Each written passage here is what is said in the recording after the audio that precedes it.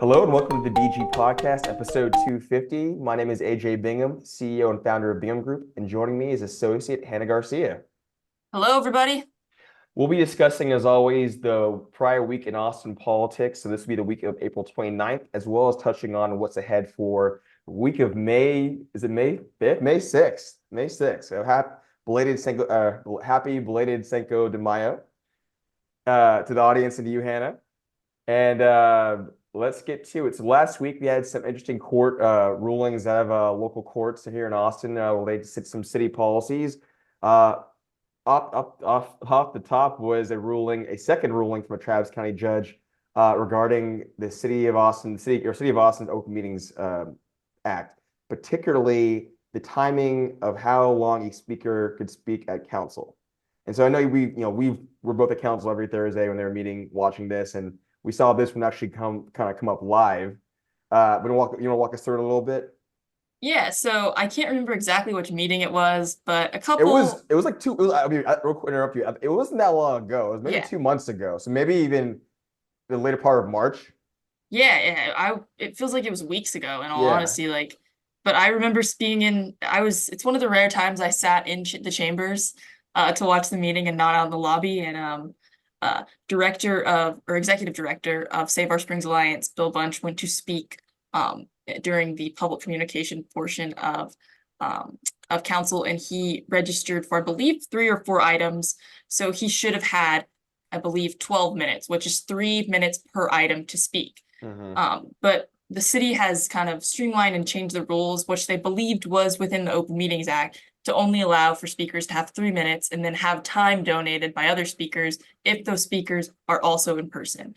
And so Bill Bunch, in a heated discussion with I guess kind of like Mayor Watson kind of was just like, yes, Mr. Bunch, like I understand. But Mr. Bunch said, I'll see you in court, and he did. I ended up working out in his favor. So now for every item you register for during that portion of public communication on council, you receive 3 minutes per item. So this means if you sign up for 7 items, you get 21 minutes. Yeah. Rock and roll. And I mean, in the past, in the recent past, right? I mean, on items that were um, we expected high volume turnout, right? Council had the discretion, limited testimony to 1 minute with donated minutes and so on. And so I'm curious to see, because I know on the next council agenda on the May 16th agenda, there's some heavy items. At least the 2 items been posted, one of them's home too. So I know we'll see how this plays out. But for I council watch, believe, go ahead. I believe because it is posted as one item, one public hearing, you'll only receive your 3 minutes because it's one item and you only sign up for that one item. However, I'm not an attorney. That's just what I believe is going to be the case. We'll see in the near future for sure. Mm-hmm. Maybe Yeah. maybe a long night. I don't know. We shall see. And then another news last week, we had a court rule, or a Travis County District Court judge ruled that the city had to pay attorney's fees in a development rule that in the case they lost regarding development rules. I could articulate that better, but Hannah, maybe you can.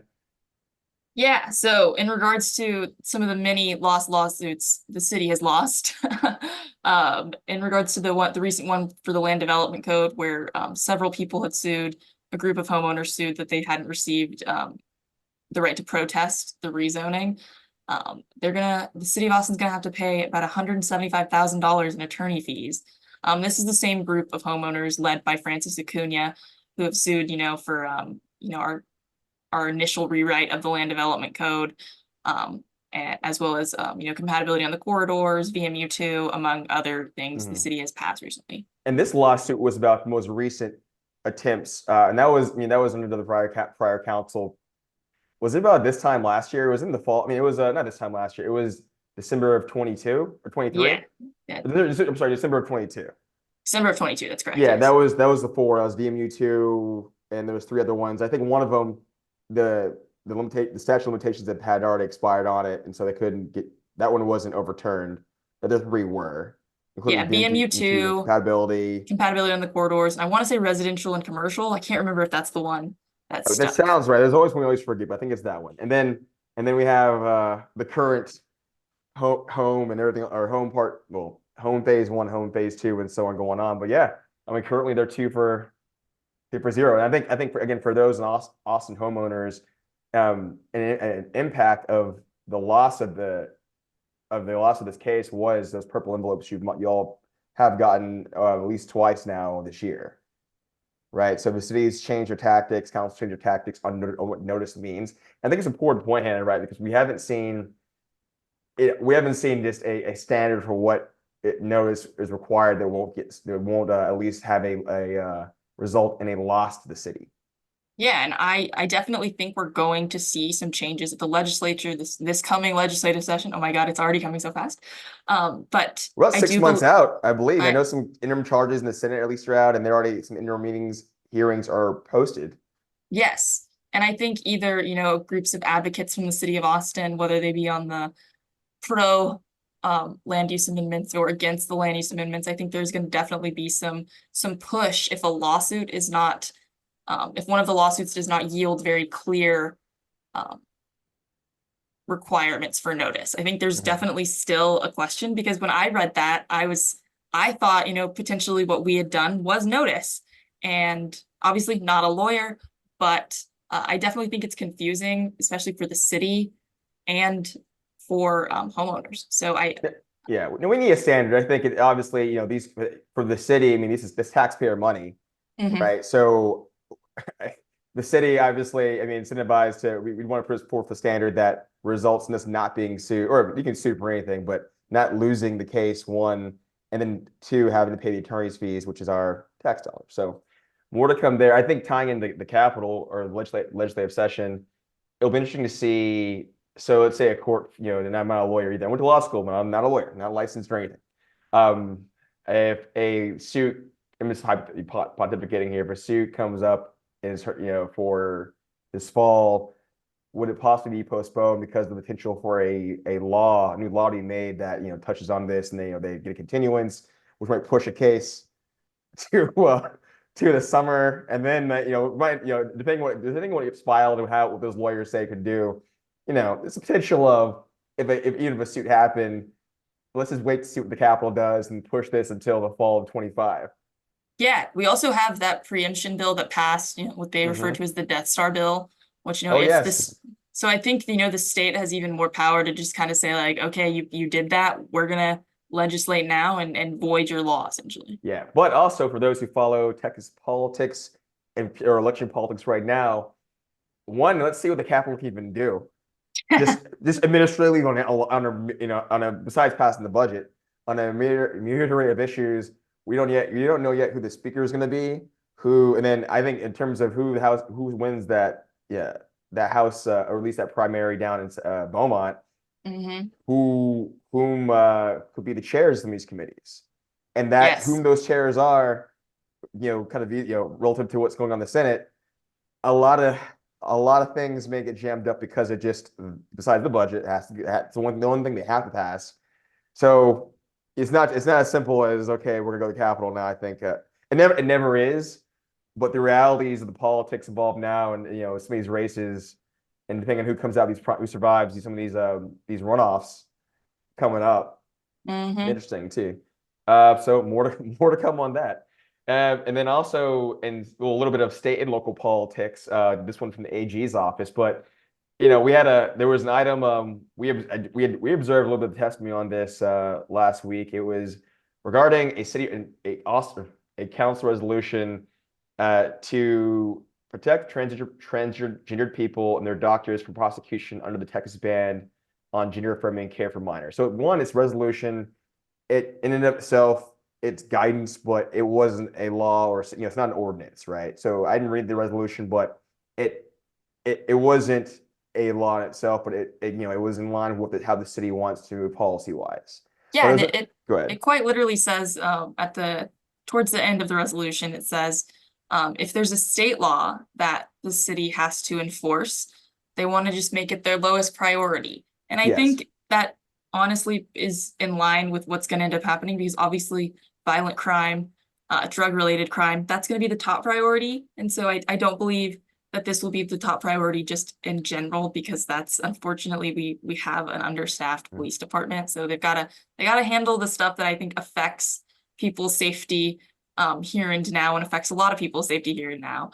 And unfortunately, whether however you feel about transgender people seeking care or help from doctors, it's not, it's not like someone with a gun. It's not someone with drugs.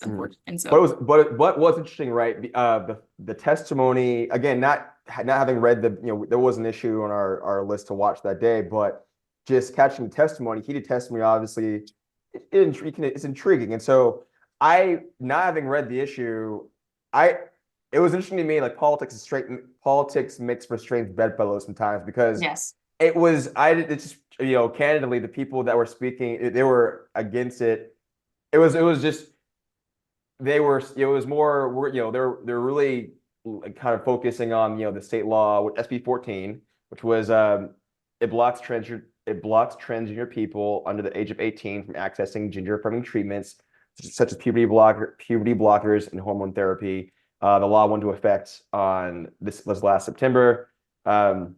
Also under the law, doctors who offer these treatments can lose their medical license. And so it was interesting, the testimony against the city council resolution, because I mean, I'm making, I think, an educated guess, but a lot of those folks, probably 9.9 out of 10 times, are against anything that A.J. Paxton or the current Texas government is for. But in this case, I believe they were. And it was just interesting. It was interesting in that vein, right? Because a lot of testimony was talking about, the Capitol's watching and they're going to get involved and so on. And, and they're hoping for that.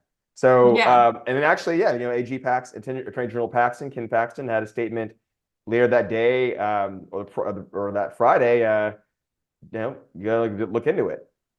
So it's resolution, but it was interesting testimony to watch. And people who, I think what I always, anyone who goes before a council and speaks, I tip my hat to them, because it's, I've done that, right? And even someone who's done it for a while, they're up in the dais, it can be intimidating, and then you're on live television doing it, or live streamed, and you're there to speak for more so for folks who aren't paid advocates, right? We're there for a cause, or if we're there for a paid reason. For folks who are there out of their own time to do it, and a lot of times, they're not public speakers, they're speaking their truth, they're there to testify, and it's it was very, I think the council heard them, and I mean, it was a tough vote, right? Because now having read the issue, it wasn't one I was aware of, but it threw me out for a loop for a bit. Like, wait, what are they against now? And what's the council voting for again? Yeah, it was interesting, especially, we go to council almost every week, and we typically see the same characters there. So it was a lot of different people that we saw. And so it was very interesting. I think it definitely reminded me just how much city politics and state and local government matters, because there was people speaking on land use amendments, and there was people speaking on how they felt about this transgender protection bill. And then there was Palestine. Yes, and Palestine. And it was just this like big thing that reminded me of, like, no matter what the issue, the city government touches it. And so it was a very interesting, poignant, I guess, moment in my career where I kind of got to see all my worlds collide. Which and that's something, at least with my my personal life, and I have just talking to my friends and everything else. I'll let them know, like, ultimately, I mean, people focus on the Capitol, both our Austin Capitol and DC a lot of times, but again, to your point, what happens locally, like 9 times out of 10, has a bigger impact on you than what goes on the Capitol in most cases. I mean, the TCAT, the Travis County Tax Assessor Collector election this last weekend, right? So we had it was the first time happening in Travis County. I'm sure everyone was watching that. They weren't. It was low turnout rates, but we had a slate of 3 Democrats running, a slate of 3 Republicans running, and the winners of those seats. I mean, that's something, right? That's, again, low turnout race, but would have a major impact, potentially, most likely that a major impact on homeowners, for at least. And as long as they keep the Travis County Appraisal District's map, I love that resource. It's one of my favorite things to use. So shout out to them. They're now in the driver's seat of one of my favorite maps. Yeah, but my kind of like wrapping my point up and all this little bow on it is that if you're not, you cannot be involved in city politics, but it still touches your life in one way or another. And again, you had folks who are very passionate about a resolution that ultimately isn't law, but it does signal how the city, at least to the next point for our new city manager, about how the cities what its priorities are. And so, wherever side you're on, right, just knowing what's going on, because these things, they do affect your life. I mean, not today or tomorrow, but at some point they will. And I think it's even, but something that's benign to you can be supremely important to someone else, and vice versa. You never know. That's what I love about our council. Everything ultimately go, or local government, everything ultimately goes, every issue goes before our council. So you can Yeah. see all sorts of stuff. And then I will also give this is probably more related, but a RIP to Foxtrot, the one downtown, the Second Street Foxtrot. That had been it was a good while it lasted. Yeah, I loved their tiramisu lattes, so I will miss that. I enjoyed their what did I get? Those the hemp infused soda drinks, Yes. carbonated drinks. Yeah, so Foxtrot, for those who are downtown, was where most recently pre-pandemic we had the Austin Java coffee shop, where a lot of city hall employees and lobbyists and everyone else had meetings at, and between council or had lunch at, or back in the day had dinner there too. So all the Foxtrots in Austin or around the country got shut down the same day. And TBD what goes into that prime real estate at Second in Lavaca. Lavaca? Yeah, Yeah, Lavaca. So yeah, I had to switch back to Joe's Coffee, which I'm not mad shout out to about. Joe's too. Yeah, but Yes. it was more a matter of convenience having to walk at the city hall, walk out City Hall, and it's right there. Yeah. Yeah, so more to come there. I'm sure we'll have a new vendor, maybe someone local, maybe Royal Blue Grocer. I don't know. Yeah. We We'll shall see. see. And then coming to this week, today is the first day for our new city manager, TC Broadnax. So, if we had a soundboard, you had some clapping going right now, but Yes. I was looking at him, I'm gonna clap or not. Okay, cool. So this is day one for new city manager TC Broadnax. We've spoken about him for several shows now, from the time the finalists were announced to today. Also, earlier today, he had his first press release where he outlined his priorities as new city manager. We'll have a link to that in the show notes, and I can pull it up. I should have had it up earlier. Apologize for that. But he will be looking to, let's look at this. Uh, Key priorities are going to be, which big one, hiring a permanent police chief, as well as working to ensure the finalization of a new contract agreement between the Austin Police Association and the city of Austin. I know several of our clients, as well as folks in the business community, the Austin Chamber, namely, were keen on this one. Other key priorities are going to include emergency preparedness, affordable housing, and addressing homelessness.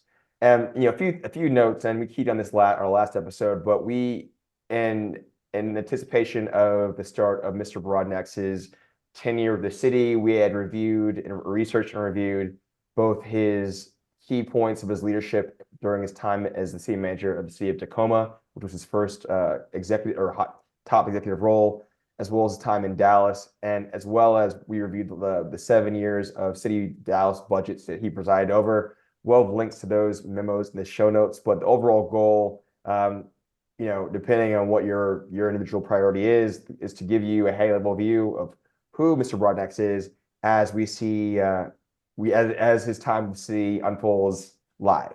So more to come on those things. As always, you reach out to us for questions and comments about that. That's the big thing of this week. And then tomorrow, the Urban Transportation Commission (UTC) will be receiving a briefing from city staff on the updated micromobility regulations. These were announced right before Easter, I believe. It was a 3-day week. Was it Yes. Easter? Yeah, it was in April. I want to say It it was in was around April. It Easter was like, time. I believe there was that. And so they went into effect pretty quickly on a Friday, or that following Monday, or announced on a Thursday. And so this will be the first time that city staff is providing the commissioners with a briefing on just what the rules were and are. On that end, this disclosure, we represent Lime Scooters, and so we're definitely keen in on this issue. And then on the horizon, again, Austin City Council will be meeting on Thursday, May 16th for a regular session. And then earlier that week, they'll be meeting on the 14th the Tuesday, that 14th for a work session. Their last meeting of the last thing before they go on summer recess will be on Thursday, May 30th, and they'll be on recess until late July. When we come back after that, it will be all about the budget, Mr. Broderick's first City of Austin budget, through mid-October. So we expect a draft budget to be out right when they come back, when they reconvene in mid-July. So we'll be Yeah, watching that. we have I want to say a soft date for that. I believe it's in July. I want to say it's July 12th, but we'll put That sounds right. We'll put the actual date in the BG reads just so everyone. It coincides with the work session, I believe. So that's going to be on a Tuesday. So that's what we have for this week. Again, 250 episodes. I don't know where the time went, and on we go for the next 250. With that, though, y'all have a great week, and we'll see you next. We'll be talking to you next week. All right, bye, everybody.